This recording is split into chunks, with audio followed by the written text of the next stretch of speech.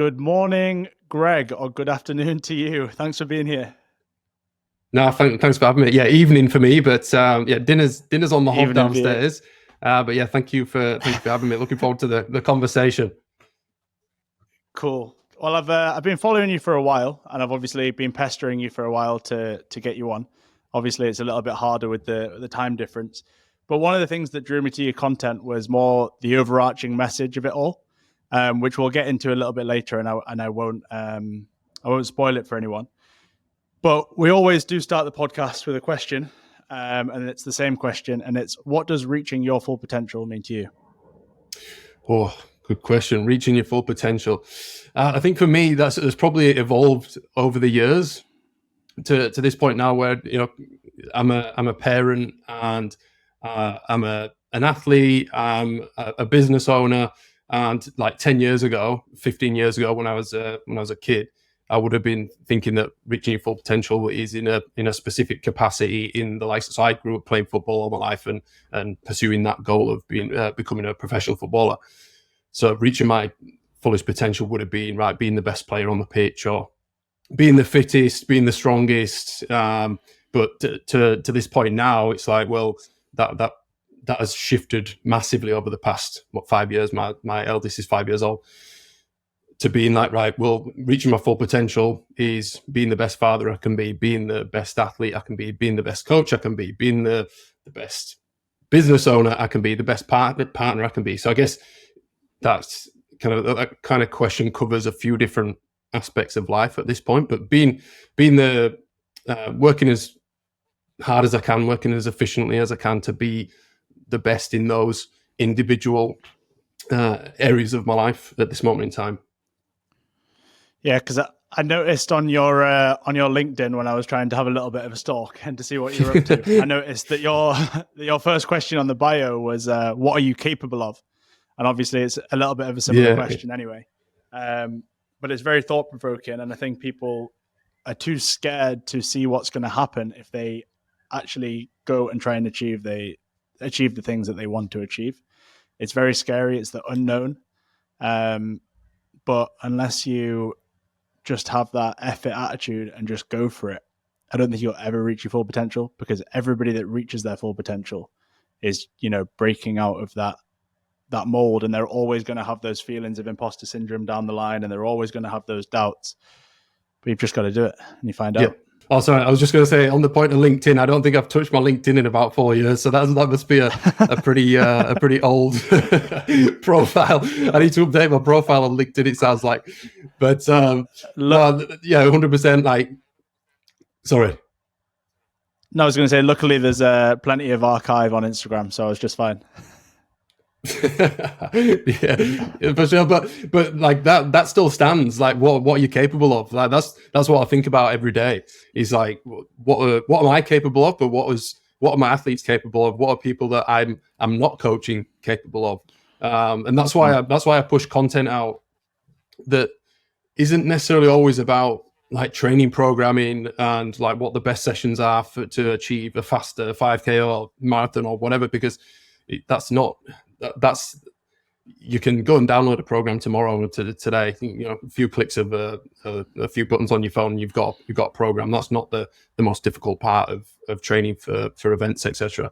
But like, the hardest part is the mindset element and believing that you can go out and do something like a marathon. And for a lot of people, that's a really difficult thing to kind of get their head around. That, well, okay, I can't even run 5K right now, but I want to be able to run a half marathon. God, it seems impossible at the moment. But if you have that belief in, right, what am I capable of? Okay, yeah, I can do a half marathon. Yeah, I can run a marathon. Like, it takes time to build up to, because I get it. You kind of got to do one thing. You've got to do a 5K, or you've got to then move on to a 10K to then go, you know what?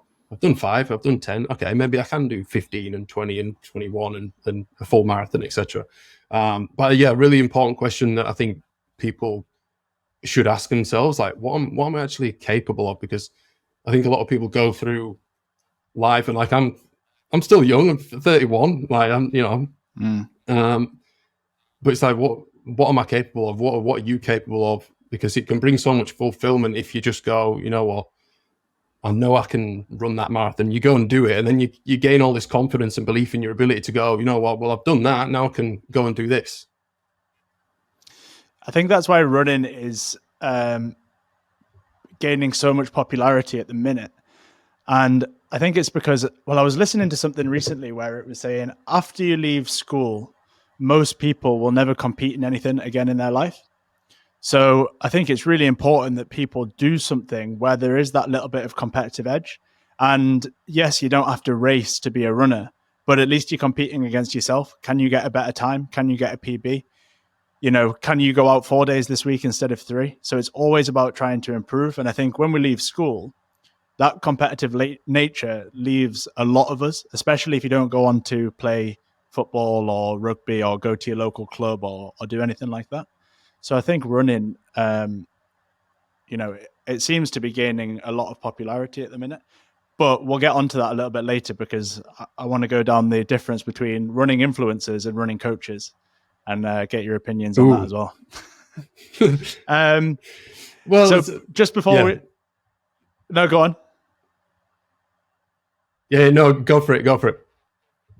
I was just about to say, so you mentioned about professional football. Do you want to touch on what happened there and maybe why you didn't end up going down that path and what led you to being a running coach? Yeah, cool. So I grew up playing football all my life. I at 12 years old started playing for Huddersfield Town, who are currently in the championship. I started playing started in the academy at 12 years old. Worked my way through obviously the years and years of kind of getting evaluated for performances, and you know, the end of the year coming round and going, are you gonna stay? Are you gonna go? And so on, and seeing people leave, people come and go pretty frequently at that kind of age. And I got to the point where 16 years old, gained a scholarship in the academy for 2 years, so 16 to 18.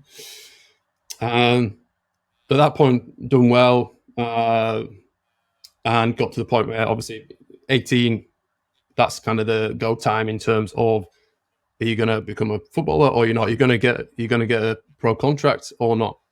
And got myself a professional contract for 2 years, and then at the end of that season, so 2011 to 2012, that was a year of my contract. Huddersfield got promoted to the championship that year from League One. I didn't actually play during the year. I was 18 to 19 at the time. Didn't play that year. End of the season, promoted to the championship, and then at the end of that season, didn't carry on playing for Huddersfield Town. Ended my contract.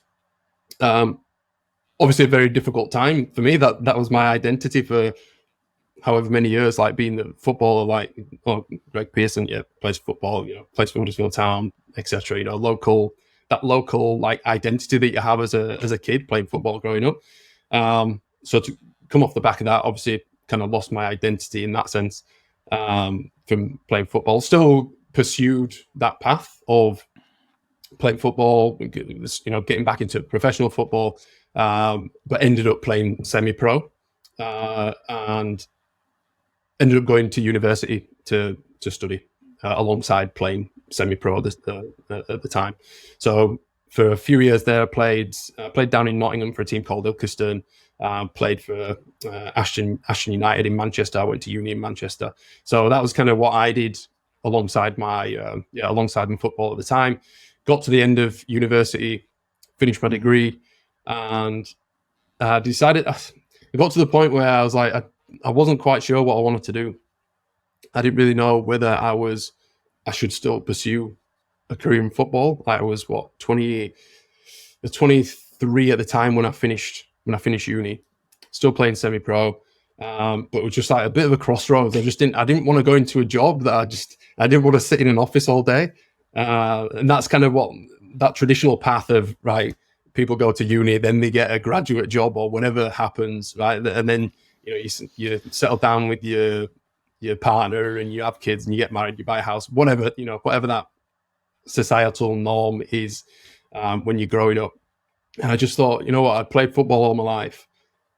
I didn't really want a job that, I just didn't have a passion for what was going on. I didn't want to wear a shirt to work. I didn't want to go to wear a suit to a job interview. I didn't want to do any of that. So I was like, well, I've never traveled before. I've always played football, so maybe it's time to kind of take a step back from that now and pursue going overseas, going to Australia, for example, and just seeing what's around, just exploring a bit and seeing what opportunity comes my way at the time. And at that point, I'm kind of doing races and, doing 10Ks, doing trail races back home, doing, kind of just having a bit of fun and just going around to these races, seeing what it's all about and getting involved with stuff. And my kind of endurance athlete career, that's kind of where it started and where I built from, sort of what we're talking now, like 12 years ago ish. Yeah, it's interesting. I've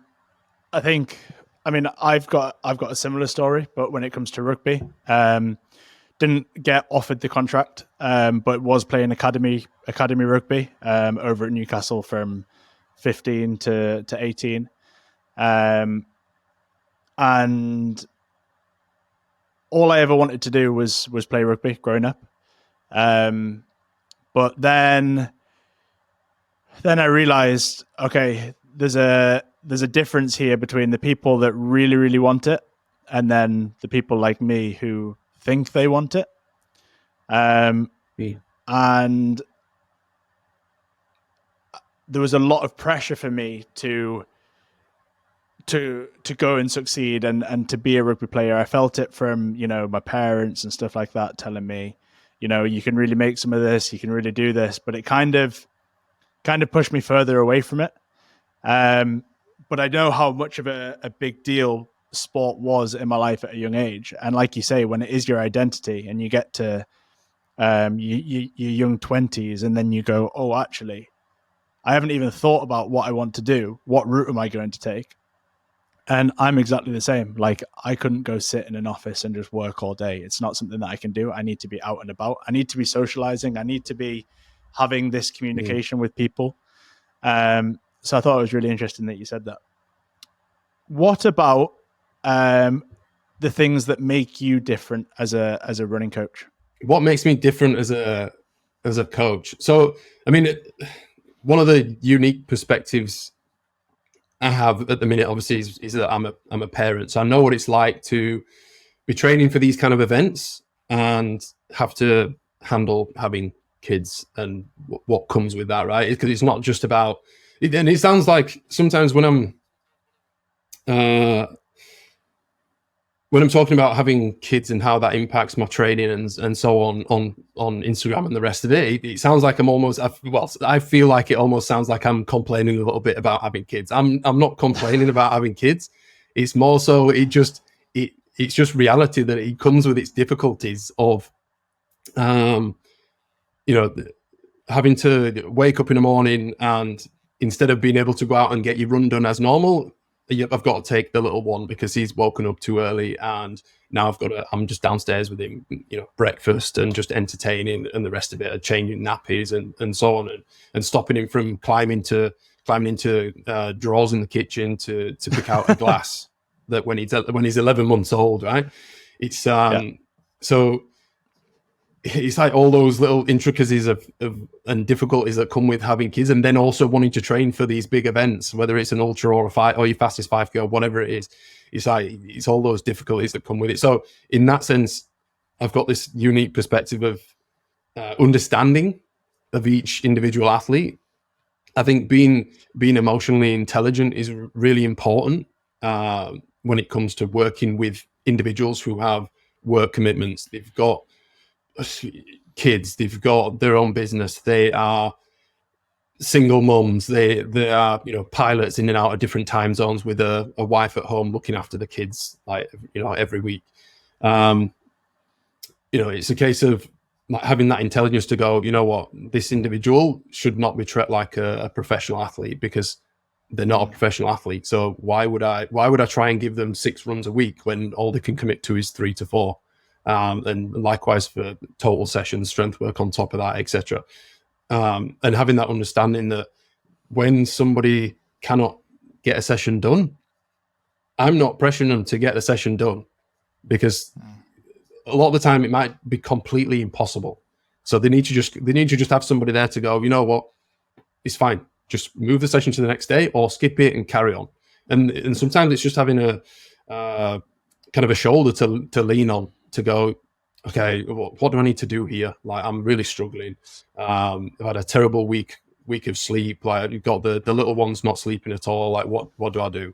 I just feel terrible. And having somebody there to go, you know what, that's part of it. It's just part of it. Just keep battling, get some rest. We'll go again in a day or two.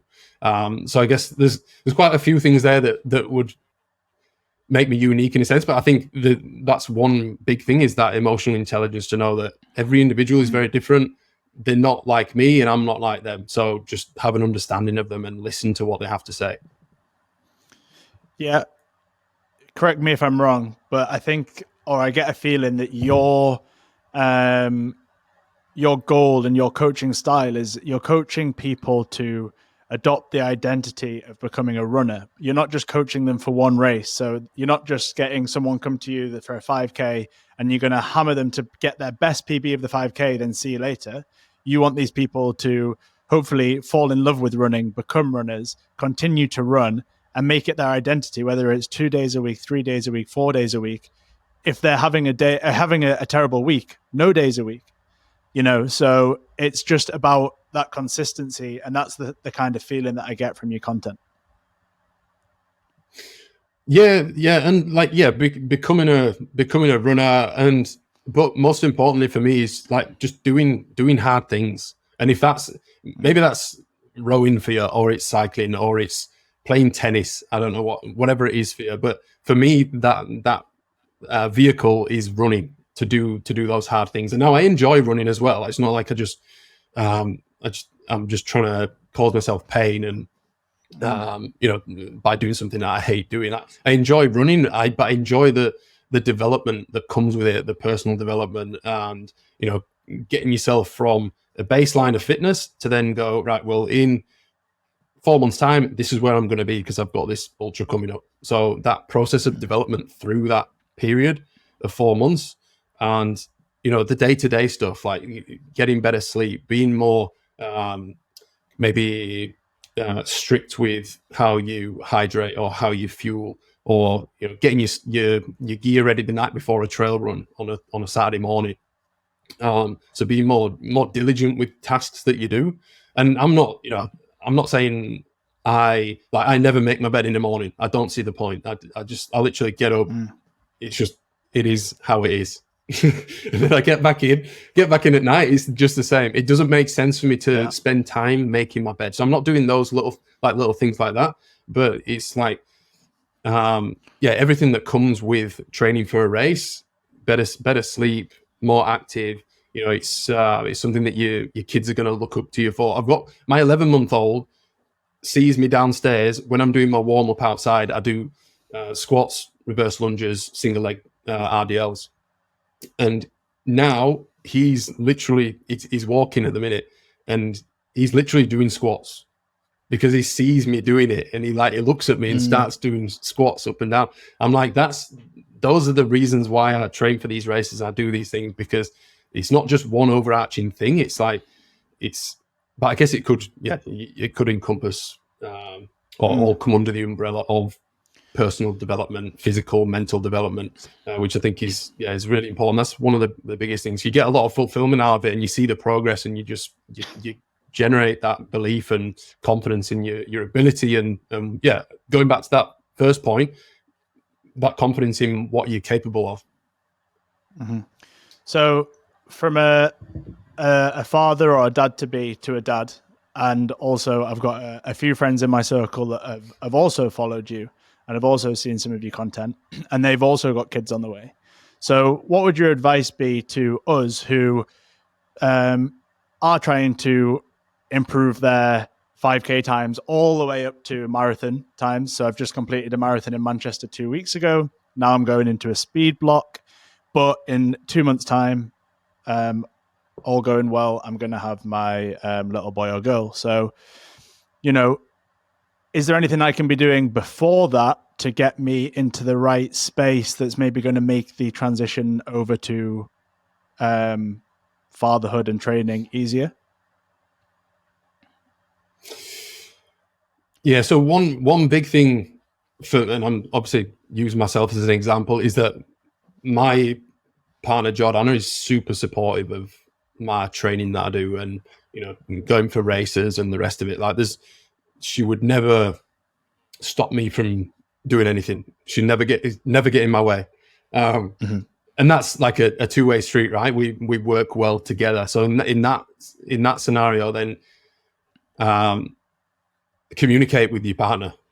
Like, make sure they know like what you want to do, and if that's going to be doable for you as a family, and if there needs to be some kind of compromise in certain areas, but ultimately make sure you're both on the same page for it. Because if you want to be able to run 4 times per week, then you need to obviously communicate that so that they know, right, well, Tuesday, Thursday, Saturday, Sunday mornings, that's your time. You go running. Cool. For Jordana, that's Pilates. So she picks. So I run on Sunday evenings. She Pilates on Sunday mornings. So there's it's a team effort, right? If you want to get to that 10K or finish that speed block, do the marathon, you're going to need help from your partner, because otherwise, what, you're just expecting them to do all the work with the kids, or you wanting to be active yourself in the child's upbringing? Because for me, that's really important. I like every night we have dinner together without fail. Obviously, there's the odd night here and there, but ultimately it's a team effort. So I'm making dinner, Jordana's entertaining or doing whatever she needs to do, and that's how it works. So that's one big thing. Having your structure in place, like, solidify it. If you know, as I say, that's your, like, Tuesday, Thursday, Saturday, Sunday, those are your running days, just keep that locked in the whole time. And it might be that you just need to scale things back a little bit when baby is here, so that you can go, right, well, might not be able to do 60 minutes on Tuesday morning, but I can do 30. So at least you're keeping that frequency going, and you're keeping that rhythm going with your training, so that it's not like you're going, oh, sometimes I train on a Monday, a Wednesday, then a Friday, I might do a Sunday, because then you're more likely to just drop off because you haven't solidified those days into your week. But for me, I wake up on a Tuesday, I'm like, oh yeah, it's Tuesday, it's running day, okay, cool. Like, obviously I've got my plan in place as well, but it's just like an automatic, like, Tuesday, Thursday, Saturday, Sunday, bam. Then if I need to add more days in, Wednesday is my go-to, and I can just kind of work around that. But there's a couple of big things there. Communicate with your partner and have a solid plan in place, and that structure solidified before baby arrives. Okay, so that's the practical side of actually getting out the door, and the little tips that we can adopt to help us get started during those times. But then what about setting realistic expectations when it comes to training? So, for example, someone is a 23-minute 5K runner. They want to go to 21 minutes. What's a realistic timescale for someone that's reasonably well trained? They've run for 3 days a week, but they're really wanting to step it up that notch just a little bit. What sort of timescale are we looking at to achieve those sort of numbers? Yeah, it's a really good question. It's very difficult to answer, because I find that like, there's no concrete answer to say, well, if you train for 12 weeks and you're at a 23, you'll knock 60 seconds off your time, because there are so many outside influences and external factors that are going to impact your training throughout that 12 weeks. The day of the 5K, wind, rain, how you feel generally. Have you had a good night's sleep? What have you eaten the morning of? Have you hydrated well? Did you carb load into it? Did you not? How was that week of training? There are so many factors. But I mean, if you're if you were going to say, yeah, it's 23 minutes to 21 for a 5K, I'd say you need at least a good couple of blocks of training to that. I'd be saying like 30 to 60 seconds. You're cutting 30 to 60 seconds off in a 12-week period. But at the same time, and this is why it's such a difficult question to answer, because I have athletes who have cut 2 minutes off their 5K in a short period of time, relative to the training block being like 8 to 10 weeks. But then the next person might not cut a minute off it might take them 12 weeks to cut 15 seconds off the 5K. So it's got to be a very individual approach. I can't answer that with it. You've got to, in that sense, when I'm setting goals and those realistic expectations with athletes in regards to goals and working towards those kind of improvements and PBs, etc. I will never guarantee that I can never guarantee that that outcome for an athlete, because of all those external factors. And it comes like, are they going to miss one session every week for the next 6 weeks? Are they going to miss, a full week of training because they're unwell? There's so many impacting factors. But long term thinking every time, like even if you don't hit it this time in 12 weeks, it's still progress and mileage that you're building up, and training history and experience, and that mindset towards delivering next time and going, next 12 weeks. Like what's the rush type of thing. So, okay, let's talk a little bit about the mindset behind that then, because it's really easy to look at the person that has cut 2 minutes off their time, and you've maybe reposted the story. Congratulations, hey, let's have a party. They've cut 2 minutes off, but then you've got another athlete that's only managed to cut 20 seconds off. So instead of thinking, oh my God, that's amazing, I've just cut 20 seconds off, they're thinking, well, this person's cut another minute and 40 seconds off. So how do you help athletes with the mindset around that kind of thing? Yeah. And I mean, it comes back to that old saying of just don't compare yourself to others. Comparison's the thief of joy and all that. But yeah, it's a tough one, because no matter what you say, to a great extent, an athlete's going to go, they cut a minute off, I cut 15 seconds off. Why did they get that and why did I get that? Both still very good personal best. Like 15 seconds is no joke.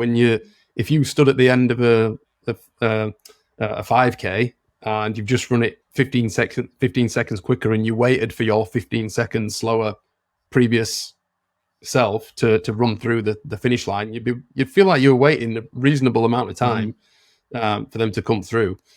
But it's a case of, right, well, I've made that little bit of progress. Now what can I do next time? It's just a case of like, keep pursuing it. If that's something that you really want, and you want that 60 seconds, then keep getting after it. Like you get it at some point if you just give yourself a big enough time frame. Like if you said to me, right, you're going to you'll cut 15 seconds off your 5K over the next 12 weeks, but over the next 5 years, you're going to cut 4 minutes off. Then I think I'd take that all day. Like the minute for myself, my last 5K was like 17:37. If someone said to me, oh, in 3 years, you'll be at 15:30, I'd be like, great, I'll keep working. Yeah. But I think it's getting over that mental hurdle of being like, oh, I really want this thing, but I want it now. And going, well, you know what, instead of wanting it right this minute, I'll keep working towards it. And then you're always, if you're making 15-second PBs, 5-second PBs, that's more PBs to get to this big goal. So arguably you're actually going to be getting, more positive reinforcement from the work that you're doing, because each and every time you get a PB, great, like celebrate, next one. You get 10 PBs before you reach that ultimate one. Yeah, I think it comes down to, well, actually, that's interesting that you say about the more PBs that you get. PBs,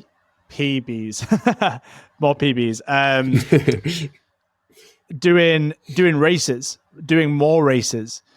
getting comfortable at those faster speeds, because I think a lot of people are a bit frightened to go and race. But I mean, you can even go down to your local park run. It's 5K. And it doesn't really feel like a race. It's more of a community. You're just getting together and you're going for a run. But getting in that competitive nature, pushing your body to the limit, I think that's ultimately where you really start to... It's no surprise that most PBs come from races, right?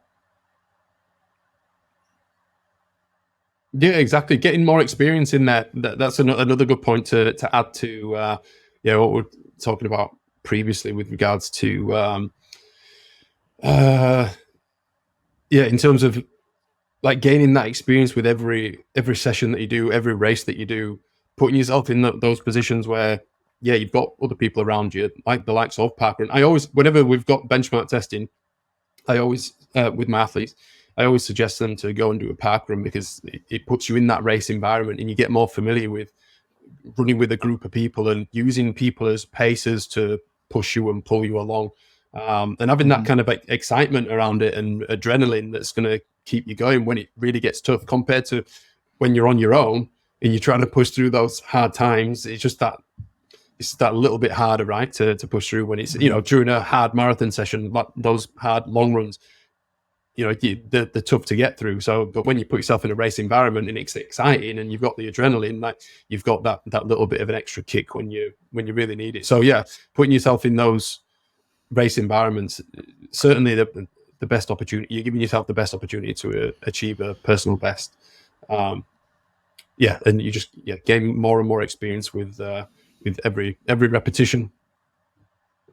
And talking about comparing yourself to others as well. I mean, I noticed in the last marathon that I did and this marathon that I did that there are, I mean, I'm not fast in the long distances by any means. This a couple of weeks ago, I finished in 3:56. So it's like 9-minute miles. I'm not the lightest of people. I'm like 99 kilos. But then there's people that are significantly overweight and they are probably, 110, 112 kilos. And not the best weight, but they're finishing in like 3:45, 3:50, and they're running past me. And I'm thinking, it takes a mindset to be like, you can't be. A lot of people would go, how are they doing that? Whereas I just think, well, they've probably got a real training history behind them of endurance racing and endurance running. It is really hard to go, damn it, like, how are they doing it? But then it gives you a little bit of confidence to know that, right, if they can do it, you can do it. Yeah, 100%. And that's a really good point you made there. You literally have no idea about anyone at all who you're running against, who you're racing against. Like some people, they might be 100 kilos, 110 kilos, whatever. They might have been running all their life. Might have been a triathlete as a kid, or they might have been, you never know. You can put a good chunk of weight on in 12 months, right? So you could completely transform your figure, but still have a decent capacity to run a fast marathon. So yeah, really important that you don't compare yourself in that sense, literally just for that reason alone. You have no idea on their circumstances, their background, their athletic background, their athletic ability, how many marathons they've done, etc. It's the list goes on. It's like how I like to imagine it is if I just think about it, it's just about me. Like I don't care. I say I don't care. Right, I've got athletes who I work with. I care about how they perform. I want them to win, etc. Fantastic. People are following Instagram, yourself, like I want you to win, right? I care in that sense. But that has no impact on what race I want to do, what goals I have, aside from potentially being obviously inspired by those people and that having some kind of impact over the goals that I go for. But ultimately, the fulfillment and the happiness and the joy I get from racing and completing these events has nothing to do with anybody else. I'm literally just I'll just do it for myself. So I'll do this 100 mile in June. I'm not there to win it. I just want to put myself in that position where it's hard and I've worked for it, and I'm pushing myself through it. I'm pushing myself hard, and I gain that fulfillment at the end. Going, you know what? I worked for that, and I did it, and that's what I want. And that might go for a half marathon or whatever, and going for certain goal times and those types of goals. But yeah, I just focus on myself. So like, if I just picture it in my mind, like erase everybody around me in a race. It's literally just me. Like, I'm just in a white box, and I'm just pursuing this goal. That's it. Like, there's no influence, there's no impact from anybody else, and that's kind of how I picture it in my mind. As difficult as that is as a coach, because essentially people typically will judge you on your performances, right? So there's a lot of pressure on to achieve those goals. And you know, if you say you're going to run a 100 miler, you better bloody do it. And if you want to run a sub-3 marathon, you better do it, because otherwise you're getting judged for these things, right? So it's but that's just myself, right? And that's just me. So if I don't do it, I don't do it. I'm not really that bothered what people think. I just thought there as well, it's probably important to note for anyone that's listening that are complete newbies, they could probably expect to knock more than 30 seconds off their PB or their 5K time in, 10 weeks, 12 weeks, right? If they don't really have any training stimulus at all, a little bit like, if you go to the gym and you're a newbie, you're going to get newbie gains. Is that the same for running? Yeah, you definitely see that. It's a case, once somebody's started out on the journey, if they're like maybe a 30-minute 5K runner, for example, in a short period of time, you could see a pretty significant improvement in a 5K over the course of a 12-week period, just by simply doing more and increasing the frequency of the running, from like maybe 3 30-minute runs a week up to long runs of 60 minutes plus, perhaps. And just giving them that capacity and to do more. And that's why they need to kind of get ready and get set for that mindset of, look, once I start hitting those lower numbers, it's going to take longer and longer to improve. And like for you to go from, 17:30 to 17 is going to be monumental over going from 23 to 22 and 22 to 21. And that's just part of it, right? But that's the growth. So I was going to say, sorry, I'm just on that point as well. Yeah. Sorry, I was just going to say, so it's the law of diminishing return. So at the beginning, you see these huge improvements in a pretty short period of time, but as you get closer and closer to those big goals, i.e., the likes of elite marathon runners going for Kipchoge going for a sub-2, like being able to achieve those fraction of a second in improvement takes a bloody long time. Like, they're not going to do it in a they've been training for years and years to be able to shave those milliseconds off the marathon times, etc. So that's kind of the process you're going through. As you get better and better, it just gets harder and harder to essentially achieve those PBs that you're going after. Let's talk a little bit about the social media side of stuff. So you are a running coach. Would you consider yourself a running influencer? No, not in the traditional sense of the word. There's tons of great content creators, running influencers. How would you differentiate a running influencer from a content creator, or are they both the same? Like for me, I'm not an influencer, although you could argue I'm influencing people to go like run more or improve their running, etc. But for me, like I'm a coach. So what I'm trying to do is coach people and give people helpful information and advice, and the knowledge that they need to go out and do hard things and train for these races and be consistent and do the right things for them as individuals, and not to necessarily just follow a generic plan that's been produced for everyone. Whereas but running influencers, content creators, etc., super, they can inspire people to go out and race. They can inspire people to buy a pair of shoes they never would have done, to do a 5K, to do a park run, to go out and just run for themselves, not even getting involved in any races, just start being consistent with the running. Super, super important. I think for everyone. It just, obviously there's a bit of a grey area there where it's like, well, are they providing helpful information? Like, I don't know. It's a tricky topic, because there's lots of positives and lots of, but also lots of downsides, I guess, to a lot of content that people will see on social. So you're not going to be doing any get ready for this 5K with me in the morning type content? I don't think it suits me. No, you won't. Like I just said, like I don't make my bed in the morning or anything.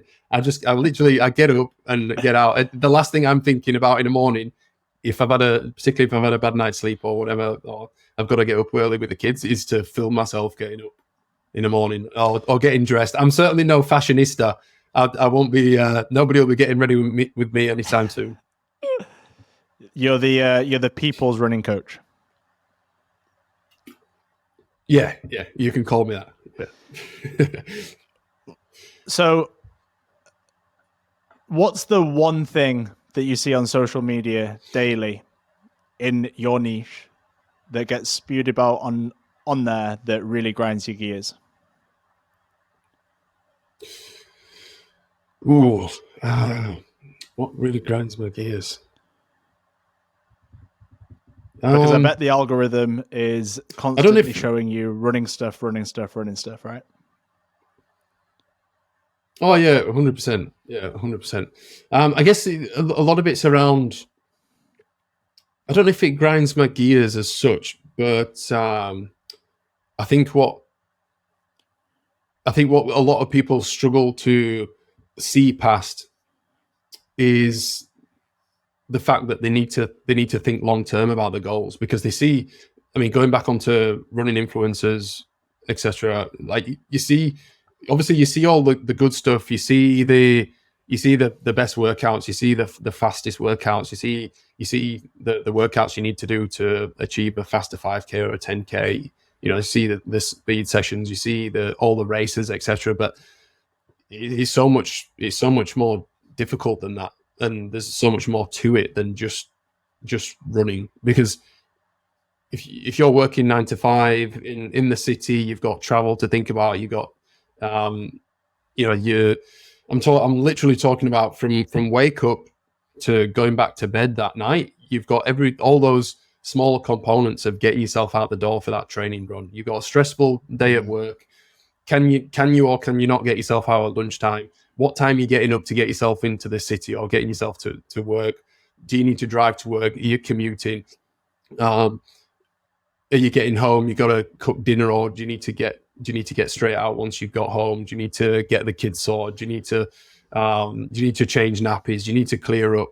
Like, there's so much to think about, and it's not as easy as just going out and doing these interval workouts that you can just Google and you'll get those interval workouts. It's like, yeah, it's more the process and being diligent with it, and the mindset around getting yourself out the door 4 times a week, which is easier said than done for most people. So I think that's the difference between a running influencer and a running coach right there. That's your job, is the motivation side of things when things aren't going right. And when we were speaking previously in the DMs, you said, look, like, there's enough race plans and there's enough interval workouts and there's enough of all of that on social media. I'm there to help people with, of course, the structure of their training, to make sure that they're progressively overloading, to make sure that they're heading in the right direction to improve, but also just to keep that morale high when maybe it's not going so well. Yeah, exactly, and I stand by that 100%. Like, I made a post about it a while ago on, like, you can literally Google your Google marathon programs, any program you want, you'll be shown millions of pages and millions of tabs on, programs to download. You can do that tomorrow. But it's the feedback that you get from having a coach. For one, like I provide feedback on a weekly basis through the athlete's performance based on data through the watch.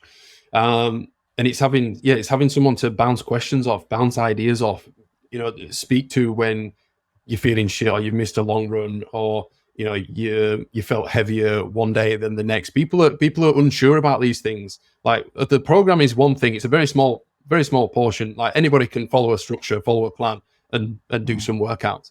But it's a case of, well, I felt pretty average today. Oh, should I even bother carrying on? Or I've had a bad night's sleep. What do I do? I need to, my kid's unwell. I can't get this session done today. What am I supposed to do?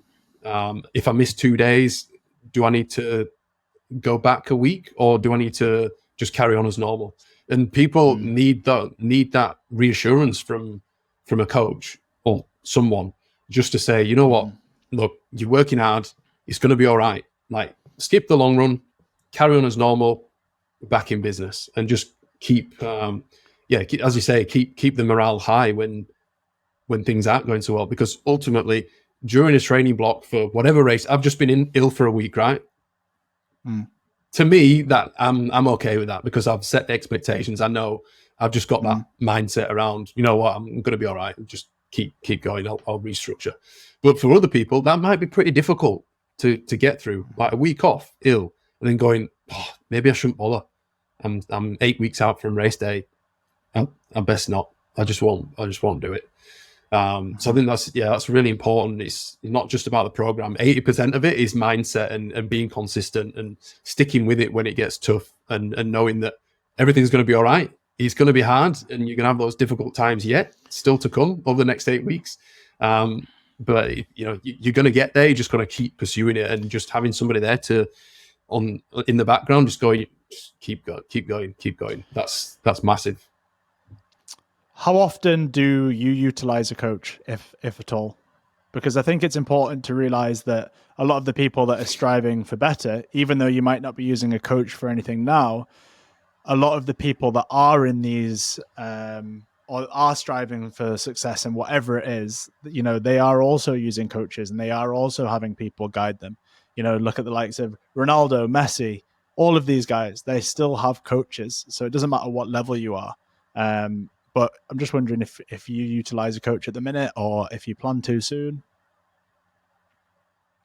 Yeah, so I worked with my first running coach, my only running coach that I've had, Matty Abel. So he's a Sydney-based running coach, and I worked with him for about 2 years. I don't know at the minute. Basically, I took a step back from Matty just to focus on my own training, as in programming and testing things out for myself that I would then program for other athletes. So I don't have a running coach myself right now, but it's certainly something I'll be looking to looking to engage with moving forward. But I also work with the likes of business coaches, and I bring in experts for my athletes. I bring in experts in fields of the likes of nutrition. So I work with the fight dietitian and their dietitians around performance fueling, endurance fueling. Next week, we've got the high performance coach, Claudine Chi, who's coming in. She works with Olympic athletes and elite boxers, etc., and like corporates and such. For like leadership programs and mindset and developing a winning mindset. So there's always aspects of various coaches that I'm working with in different scopes, different fields. But always super important to have somebody else's perspective on things. Like, you can't cover everything for yourself, and just having that support and guidance and somebody to almost answer to, that third party that it's just like, well, they're watching what I'm doing. They want me to win, so I best crack on with it and get it done, rather than going, you know what, I can just skip today. and I just won't bother. And I think that's one of the reasons. Well, one of the reasons why I stopped using a running coach initially was because I had like my daughter to look after. Obviously, now got two. I need that flexibility with my training. Obviously, I know what I'm doing anyway. I'm very intrinsically motivated in the sense of I don't need somebody to tell me to go and do something, because I'll just, if I want to do it, I'm going to do it. But there's also an aspect there. You can argue that you need somebody to push you that a little bit further when you think you're doing enough. You might not be, or you're probably not. So you probably need somebody just in the background just to go, you should be doing an extra 10 there, or you should be doing an extra effort, or working a bit harder. Awesome. Let's have a bit of fun. Underrated, overrated. Okay. Yeah. So, running watches. Underrated. Yeah, absolutely. Why? Why do you need one? Why? Because it gives you so much insight into your training data, and you can, when you're training, you want feedback on your performance. If you don't have a watch, you don't have any way to track your performance. How do you know that you're hitting the right training zones? How do you know that you're hitting the right intensity? How do you know you're running easy enough? And how do you know what you need to do to get yourself from A to B? If you're not getting that feedback, you don't have the data to work with to go, oh, you know what, I'm sitting at X pace for 5Ks here, right? I need to get to here, so I actually need to be hitting those different training zones to be able to get myself from A to B. If you don't have that data in between, how do you know how to get there? And it's a bit of motivation as well to get yourself out the door, and you've got an extra bit of kit and a bit of tech to use. Plenty of benefits for having a watch. Yeah.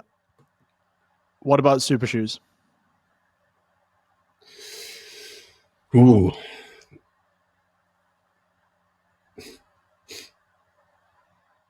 I mean, that's a really tough one. I'd say you could argue that overrated for 90% of the population of runners. Overrated. Because a lot of people can go a long way without needing a super shoe. You just need something that's comfortable and that gives you the confidence on race day that you're going to put in a big shift and a good performance. I think carbon plated shoes is probably underrated for the upper end of athletes who are crushing out sub 3 marathons, 230s, etc. Like another level of athlete, but. Yeah, definitely overrated for the majority. Which the running influencers would have you not believe. Yeah. Even a lot of influencers don't need carbon shoes, but they do. Hydration I vests. would say, yeah. Hydration vests. Hydration vests.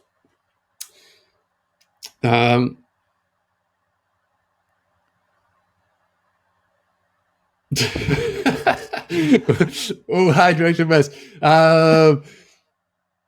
Underrated. A very important tool in an athlete's kit bag. Simply because hydration is such an important component of running and running various races, particularly if you're out on the trails. Very important from my perspective, regardless of whether you're doing a 10K or a 100K, whatever it might be. Obviously, racing, you've got to wear or you've got to have capacity to carry hydration, whether that's a liter or 2 liters, whatever the case is. But a lot of the time, if an athlete is doing a 10K, that still might be 90 minutes, 2 hours on a trail. So you've got to be accommodating for your hydration. That's for sure. Really, really important. But then, again, it comes down to upper end of athletes who can handle the hydration maybe a little bit more effectively or efficiently. That you don't see an elite marathon runner wearing a hydration vest, right? But you do potentially see a 4-hour marathon runner wearing a hydration vest. So very important for the individual. 2 more. Short shorts. Short shorts. Oh, you wouldn't see me wearing a pair of short shorts. Overrated. It's not for me. Not for me. I've got. I think I've got quite an odd, like, weird proportions in my torso. I feel like I've got quite a short torso, maybe long legs. Short shorts. Nah, I'm not wearing. I'm not wearing your traditional, like, elite marathon runner short shorts. Definitely not. And last one. 7. I think 7 inches. I'll probably go to about 7 inches. 7 inch short. I think that's how long my Lululemons are. Last one, and think carefully about the answer for this one. Kudos. Yeah, I mean, I'm not gonna get caught up in it. Like, if I get 5 kudos or 50 kudos, I'm not bothered. But I think that could be really nice for people to go, oh yeah, someone just liked my run. Great, like, I'll take that. But if you're getting caught up in it and you're thinking, oh, why isn't that person? I always give that person kudos. Why are they not giving me kudos? Like, if you're getting caught up in it like that, I think you're just setting yourself up for a bit of frustration and disappointment there. So yeah, overrated. Kudos, overrated in my book. But I've just contradicted myself, haven't I? Definitely overrated. Definitely overrated.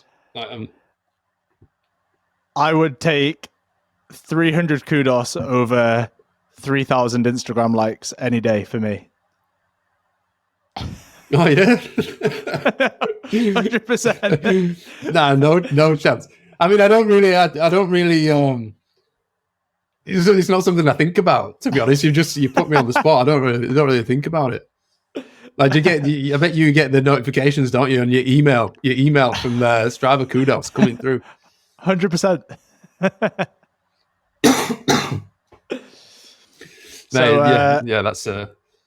That's not. So, just before we finish up, I think it's important to touch on just a few little things that are more practical things, or more, things that I just think we need to touch on. You have a big component of your training is the difference between pace and feel. So if people are watching your content or anyone's content and they're talking about the two differences, can you just explain what the difference is for those? Running to feel and effort. So the way I kind of explain it to my athletes is that whenever I'm focusing on, like, the easy runs, for example, I want you to focus more on perceived effort and how that session actually feels to you. So obviously you kind of need to get specific with various different sessions, but ultimately, easy running, recovery running, I want you to focus on effort and feel, and that's a case of, well, how am I breathing? Am I breathing really heavy, or am I breathing nice and relaxed? For me, I nasal breathe in and out while I'm running. So for me, a gauge of easy running and how that feels, I base it off whether I can or cannot nasal breathe. If I'm going up a hill and I have to breathe out my mouth, then I'm potentially going a little bit quick because it's very comfortable for me to use my nose. I know that's not the case for everyone. So, but likewise, if you're breathing in and out of your mouth, is it comfortable? Is it not? Does it feel particularly difficult at that kind of effort level, that kind of pace that you are currently running at? And if it does, you might just need to pull that back.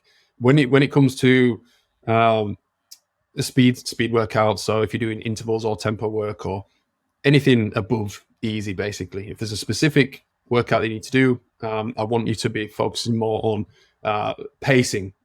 Now, obviously, that comes with needing to get a better understanding of your pacing thresholds and knowing what your tempo pacing bracket is, up tempo, threshold, interval, etc. But at the same time, having a good understanding of what a tempo paced effort feels like is also pretty important, because when it comes to race day, you might, if you watch dies or whatever, you might need to have an understanding of how that actually feels on the day. So yes, obviously focus on pace during your speed workouts, but also like take in how that actually feels so that you can replicate that if you needed to without being able to see the data on your watch, see your pacing, etc. Did that answer your question? Sorry, I feel like I went off on a bit of a tangent there, but like effort and feel is really important for easy runs, because pacing doesn't matter. You've got to be sat in the appropriate training zone, heart rate zone, so zone 2 typically, and then anything above that, I try to focus a bit more on pacing, because for a race, if you wanted to achieve a PB in the 5K, you need to hit a specific pace. So I want you to get to know what that kind of looks like, what that feels like. So focus on that. Yeah, makes all the sense. And then finally, what strategies do you employ for your athletes that is going to help them keep up running for the long term? Not give up after the first few races, not burn out. How can we make sure that we are keeping this enjoyable for as long as possible, so that we want to keep on doing it and keep on improving? Yeah, so I mean, obviously we've got the long-term goal that we're working towards, whether that is a marathon in 4 or 5 months, whatever that looks like. But we've also got the benchmark testing that we put in place early on in the training block, where we will retest every 10 weeks or so. It might be, if somebody's training for 5 months, we might only retest once, maybe twice. So there's those kind of shorter term goals as well that we're working towards. There's also the focus on when you start in a training block, we might be looking at an easy run, and we might check your heart rate data in relation to where your pacing is at for that session, and then in 6 weeks' time, you might look at a similar session again, and your heart rate is actually dropped, and your pacing's improved or increased. So you're slightly faster over that same easy run. It might be the same route, etc. But you can see those improvements, because now you've trained for those 6 to 8 weeks. You can see that, okay, well, that's working, because my heart rate's dropped and my pacing's actually, I'm getting quicker, so I can operate at that faster pace with less effort. So there's those smaller kind of micro goals along the way. And that goes for like interval workouts as well. You do one interval workout in week 4, and you replicate something similar maybe in week 8, and you're getting you're faster across those efforts, or whatever that kind of improvement might look like. Your heart rate's lower on those same efforts. Is this the reason that you choose to run 5Ks, 10Ks, half marathons, ultras, all of the above? Is that to help you enjoy the running long term, instead of just focusing on one goal 24/7 every single year? Yeah, what do you mean by one goal? Do you mean like the same type of race and the same? Yeah, like just marathon. Yeah. Okay.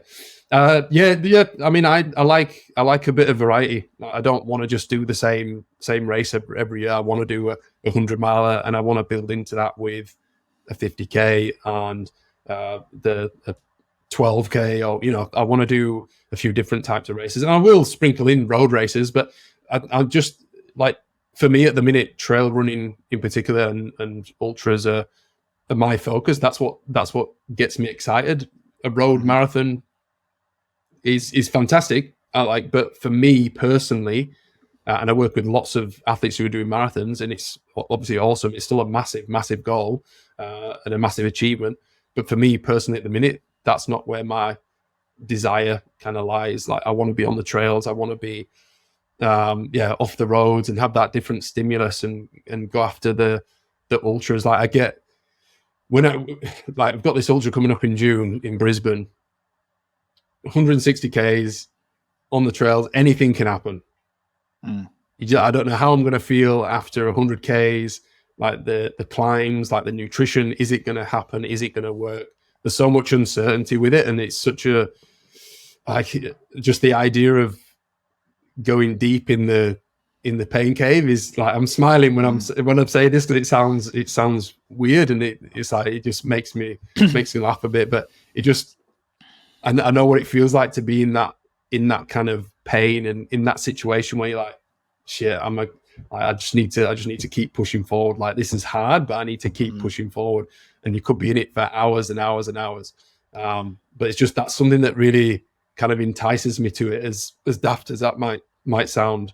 But it's, yeah, that creates that sustainability for me. If it's exciting, I want to do it. That's that. And if it excites me, then I want to do it. And that's what I say to my athletes as well, is that some athletes might come to me and say, look, Greg, I've got this marathon here.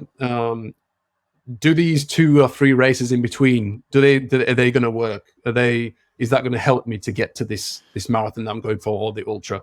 I'm like, you know what? If like, we'll work with it. Whatever you want to do, whatever gets you excited, whatever races you want to do it. You book it, and we'll work with it. Like, I don't want to take away from anything that you want to do. I'm not here to stop you from doing a race. I'm not here to stop you from doing F45 if that's what you want to do, going to a boxing class, doing jiu-jitsu, whatever. You go and do it. I will program your running, your strength work, etc. We'll build around it, and we'll work through it. Because at the end of the day, if that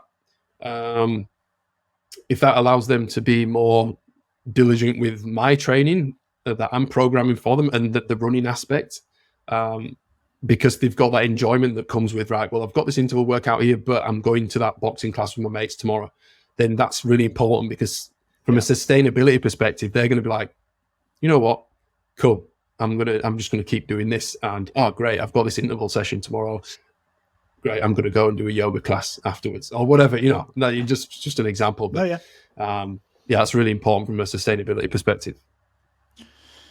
Yeah, I think that's some really valuable insight that you've shared throughout. So I just want to obviously thank you for coming on. I've really enjoyed it. I hope you've enjoyed it too. But before we get out of here, just let everyone know where they can find you, if they'd like to work with you, if they want to drop you a DM, where can they go? Yeah, cool. I mean, the best place to get me is on Instagram, essentially, because that's where all my information is. So Greg C for cat Pearson on Instagram. Same on TikTok, but I don't really Instagram's just better, more user friendly, I feel. So that's the best place to get me, probably. Yeah, Instagram. Just send me a DM. Cool. Well, again, thanks very much. And hopefully we can do it again sometime, maybe in Australia. Yeah, 100%. When you get yourself over here with the family, and we'll do an episode over here. But no, that was great. I've enjoyed it. It's good to have a conversation. Sometimes it's good